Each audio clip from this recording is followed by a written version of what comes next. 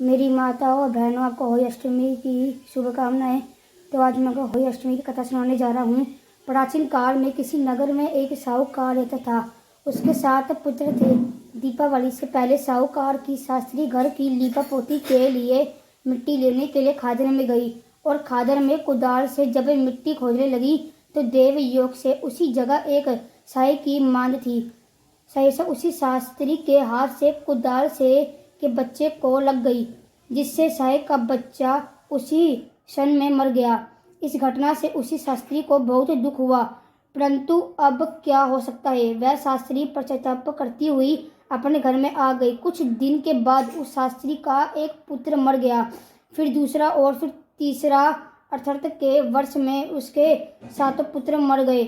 इस पर वह शास्त्री दिन रात अत्यंत दुखी रहने लगी।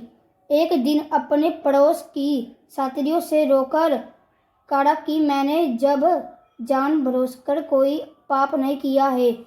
एक बार मैं मिट्टी खोजने को खादने गई तो मिट्टी खोजने में सहसा मेरी कुदाल से एक साये का बच्चा मर गया था।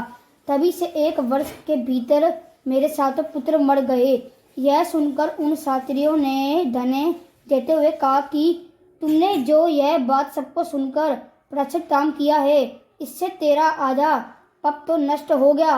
सो अब तुम इसी अष्टमी को भगवती की शरण लेकर साई और साई के बच्चों का चित्र बनाकर उनकी पूजा किया करो और समाराधना करो।